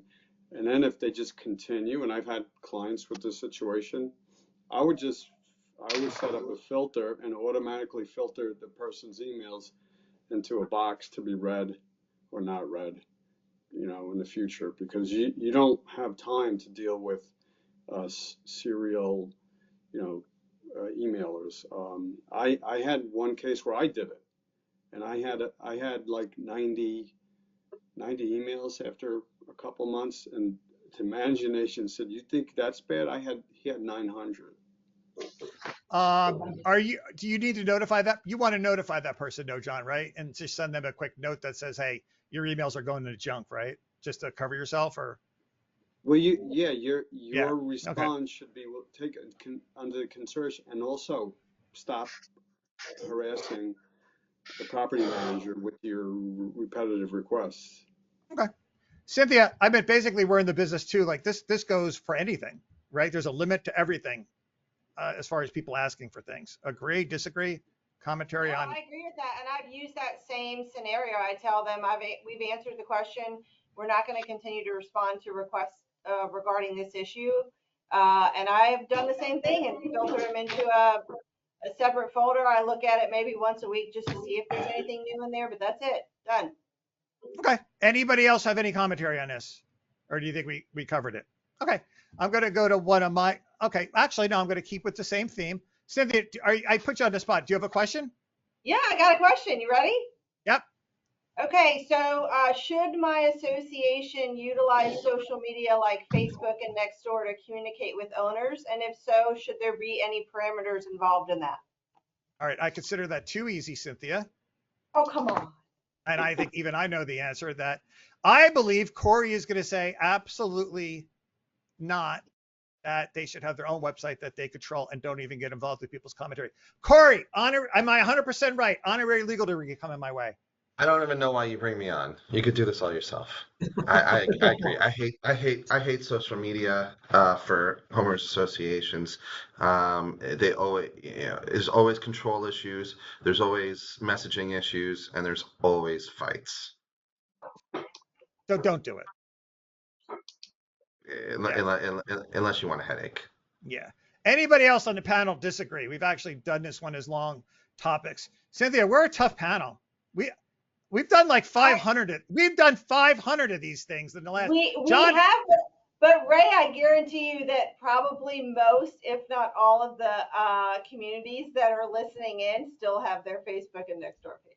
I agree Yeah, with you. my community, again, with the small communities that don't, self-managed, don't have a website, we use Facebook. I agree with you 100%, Cynthia. The only reason a lot of the segments we do are common sense. And I say to myself, why am I doing this segment? Well, that's why. Somebody's doing it somewhere. That is absolutely for sure. Dave Byrne, do you have a challenging question? I'm going to try to answer it very quickly, and you can tell me if I'm right. If you don't have one, you don't have one. I'll just go to my questions. Sean, do you have a question? Yeah, so here's one.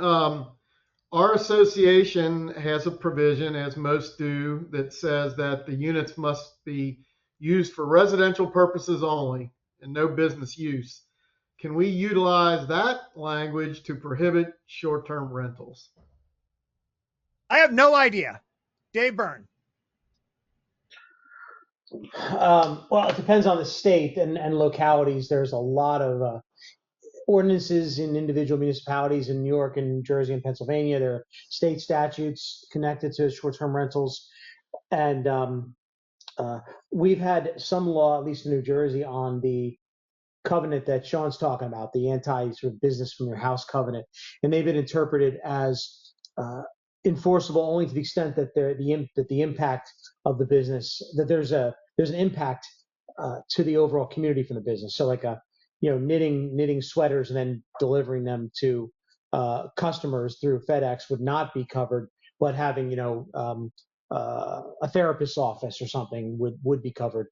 So if that's interpreted that way, then a short-term rental would, I assume, would have a material impact on the community, because the concept would be people coming in and out of all. You could have 5 or 6 different people living in a particular place over the course of a week. Don, I actually thought I was going to have an answer to all these, and I don't. What's the answer to this? I don't know. Like I said, that's complicated. Yeah. John, yeah. No, Sean. I think I'm going to save you for last. John, okay. anything to add to Sean's question? Do you have an answer? You mean John's question? Yeah. I agree with Dave that it depends. If you don't have, not every town, but many towns now have Airbnb statutes on the books that could apply. But absent that, I think you can do it in a rule, and the reasoning is the impact, like the commercial impact that it has on a community. Okay, Cynthia.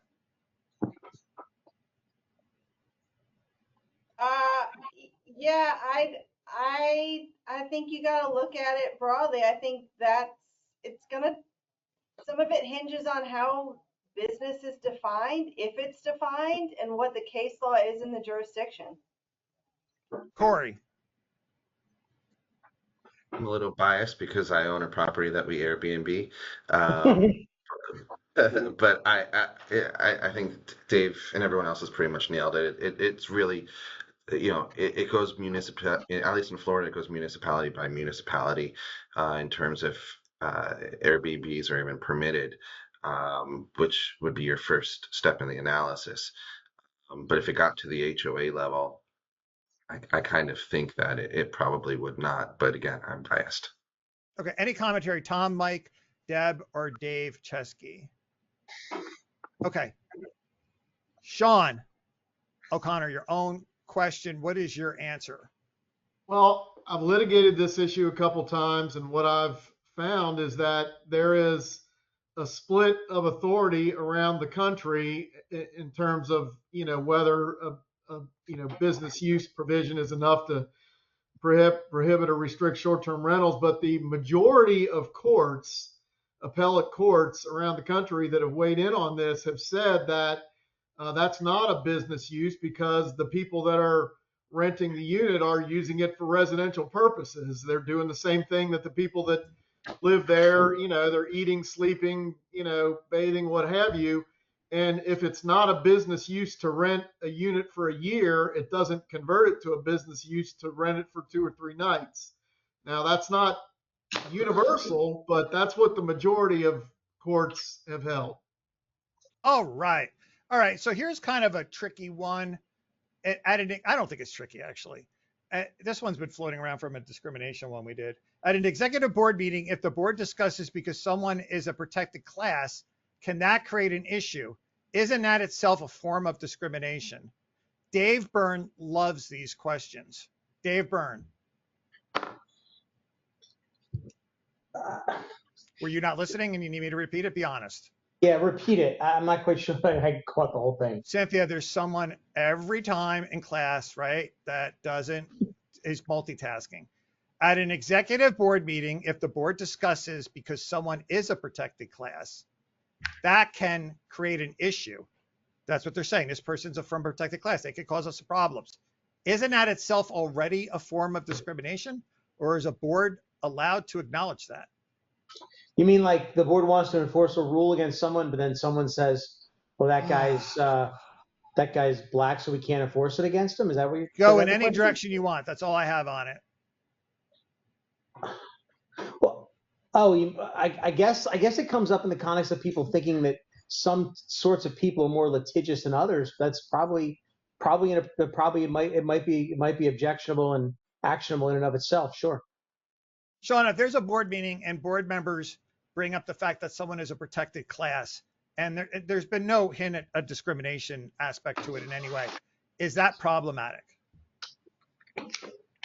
No, it's certainly not discrimination to discuss that. In fact, it's something that the board, in conferring with legal counsel, would need to take in consideration. As an example, those HUD regulations that were amended in 2016 to allow the association to be named as a defendant if there's neighbor versus neighbor harassment or discrimination and the HOA fails to do anything about it. That claim can only be brought by someone who's a member of a protected class. So it would be a significant consideration and factor to discuss as to, how to deal with that and the extent of the association's liability. So to take into account those type of legal considerations and to discuss and evaluate them, absolutely not discrimination. In fact, it's necessary and prudent. Interesting. So, John, Bob is a protected class. The board's sitting around talking about whether or not to give him an accommodation, right? And the board says, but Bob's a protected class. We better do it. Not problematic? Hey, I agree with both Dave and Sean, even though they said opposite things. I know in New York, it's a little bit of an older case, but there was a co-op discrimination case and the co-op lost. And the only evidence was on a notepad, the person's race was written down. But that was it. And that was deemed discriminatory. And they lost pretty bad, actually, monetarily. So maybe the answer is if it's obvious that they're in a protected class, you shouldn't be, you shouldn't include that as part of the discussion. And then but I agree with Sean that you should also say to the board in executive sessions, hey, we need to treat this person equally. Otherwise, and I'm assuming in this case the issue came up because there was a request made. So I don't know. I just you made do up need the to scenario. discuss it. Cynthia, I didn't warn you that it was going to be, this is a difficult one today. There's a lot of gray areas. Okay, so what do you think about this? What's your commentary on it? I mean, my commentary, I'm going to kind of turn it a little bit on its head. I mean, the association and the board shouldn't be making decisions based on protected class. If they're looking at a reasonable accommodation request, they need to take all of that out of it, and they need to treat everyone the same, no matter what class they're in. But just discussing the fact that somebody may be a protected class, I'm with Sean. I don't think that in and of itself is discrimination, but using that to make decisions can get them into trouble really quickly. Okay, Corey, I'm going to save you for last. Tom, I think these questions are showing our audience that we're in the gray business. Do you agree? Nothing is easy. And then I'm going to go to our insurance people. Agreed. That's what makes it so great. Right. No 2 days are the same. You're never going to get bored. Mike, any insurance aspects of this you want to add before I let Corey give the final answer on it? I think that Cynthia really nailed it on the head as far as, if their board is acting, they could be opening themselves up to a claim, from a D&O standpoint. A general discussion, I don't think, you're really going to have much risk there, but making decisions and taking action, you certainly are exposing yourself. Don't simplify my questions. We're going to assume that the board is acting in good faith. Deb, the whole concept here, you get it. What do you think from an insurance aspect? That was interesting what John said. Somebody wrote on a pad, and oh boy, that was trouble. Right. So I was going to kind of piggyback on what John said with regard to writing something down. It's okay to have conversations, especially in executive meetings, right? It's not open to the community. The board is having an executive meeting, but let's not put it in writing. If we're going to talk about it, that's one thing. Don't use it to make decisions, and don't put anything in writing that you don't want to come back to bite you. Okay, Corey, I'm going to assume the audience could follow along on their own. I heard 3 different versions. They all make sense, which is great that the panel did that. Corey, what's the right answer? No, I'm kidding. What do you think? It's a little easier. In Florida, you can only have an executive session or a closed board meeting for generally two reasons. One, to discuss litigation matters where you have your attorney there and everything's going to be attorney-client privilege anyway, or 2, for personnel matters. So the issue really shouldn't come up in any of those situations. So you avoided, but the question, you didn't tackle the question though. The question was, oh, I said executive board meeting. Okay. How about if it's a regular board meeting? Does the fact that someone's a protected class, they're not going to discriminate against the person, but like Sean said, there's a whole bunch of different legalities and you want to look at the legalities. Does that play a role? But the fact that you bring it up when it's not a thing, is that itself discriminatory? Sometimes yes, sometimes no. And I think Cynthia made a good point, saying that it really shouldn't be a factor, except in the sense of is someone in a protective class when determining if you're going to do a reasonable accommodation, then you have to bring it up because it's one of the factors. But it really shouldn't play a part. And if it's going to play a part, it's better to consult with your attorney first. Oh boy, those Ray, let me just jump in. I think what Sean said is, I don't want to. Was a really good point. We shouldn't overlook it because because I think in general it's something that you try to avoid. But what Sean was saying is that there's actually a specific requirement that you inquire about the nature of the owners involved in a he versus she or a he said she said dispute. Whereas if there's no evidence of racial animus or gender-based harassment, if none of that drama is going on, then you treat it one way. But the association may have liability if there is some racial animus involved or something like that, and it does not treat it in a special way. So in that regard, he's right. I mean, you actually, by not inquiring about someone's ethnicity, someone's skin color, some other factor that relates to their relates to their like immutable characteristics, you might actually be creating a problem you wouldn't otherwise think you would. Cynthia, I love these hard questions. I like seeing the lawyer's thought process too, which goes on here, right? I think it says a lot about how tough it is to be a lawyer sometimes, and there's so many different directions you could go in. So yeah, it wasn't going to be easy. Dave Chesky, do you want to comment about anything before I do one more question? Anything going on in your life you want to comment about? I mean, you're such a good supporter of everything we do, and just anything going on in your life. No need to take up that time. I don't have any commentary. Okay. One more question. I found this on Facebook just recently. I thought it was so interesting. Is a police canine dog an allowable exemption? I think I just have to leave it like that. I wrote, is a police canine dog an allowable exemption that would be similar to an emotional support or service animal? I don't think I need the right. I don't think I had to write the last part. Is a police canine dog an allowable exemption? So cops have these canine dogs and the canine dogs live with them. Let's say you don't allow dogs at your association. Can you make an exception for this? And I'll tell you right now what I'm going to throw at you. If you tell me you can, I'm going to say, what about the guy that has dogs that does geese? Okay.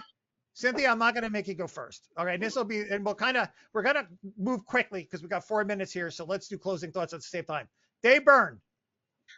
I've had this situation come up, and in general, the answer is it does not make a difference. It's still, you have to filter it through the same analysis. At least that's my opinion. However, there are municipalities in certain states, including New Jersey, that prohibit, that purport to override housing-related covenants and rules when it comes to emergency support animals. Not like emotional support animals, but animals that are needed for, fire, rescue, that kind of thing. They also sometimes apply to commercial vehicle covenants. The police officer's ability to park a police car, the EMS guy's ability to park an ambulance for 24 hours or 48 hours over. So it may depend upon the local situation, but in my view, it's not automatically the board's not automatically required to waive a covenant. But I would look a lot closer if it was presented to you, because it may transcend the issue of generalized discrimination law when it comes to animals. Great answer. You guys are like great communicators. Like I could have never formulated and communicated that as well as Dave did, but I guess that's why I do what I do, Tom, and they do what they do. Really quick, we have like no time. Sean, just really quick, anything. Yeah, I mean, definitely not treated the same as an ESA or a service animal, but I'd be inclined, like David said, there's likely to be a statute or an ordinance that allows this. So I mean, I'd be real hesitant to come down on. But my question is, do police canine dogs like live with their owners? I think they, I don't know how that works. But. I think some of them do. John, okay. I could be wrong. Yeah, so there are certain circumstances where social public policy will override covenants, and this could be one of them, right? Just like in New York, there's a shortage of daycare, so if your association prohibits daycares, you can still have one because the public policy overrides the rules. So that could be the case here. All right, we're running out of time. Corey, this is so interesting. Someone is saying a canine is a police employee. Does that make a difference? Yeah. But it's so interesting. Yeah, that's actually what I was going to say. I'm pretty sure, at least in Florida, that the dog is not considered a pet. or service animals considered a police officer. And I don't think the HOA would be able to regulate against it, except in the situation, where the officer's not picking up after the dog or the Right. dog's attacking people. All right. Wow. Thank you so much, audience member. Cynthia. Yeah, look, I think they've hit the nail on the head. I don't have much to add on this one. Okay. Really, really quick. I don't think we have time for any other closing thoughts. Tom, your traveling has been horrible lately. Where are you going next? Very quickly. Back to Florida. Okay. What's that going to take you? Like 48 hours next time? The rate you're going? Hopefully less than 14. I want to thank everybody for being here. Next week, we're going to do reasons it sometimes stinks to be a board member manager. Behavioral style is just 10 minutes. And then we never got, see the Q&A. We got to like 2 of them. Thanks everybody for being here. Much appreciated. And I hope to see everybody next week. Bye, everybody. Bye, everybody.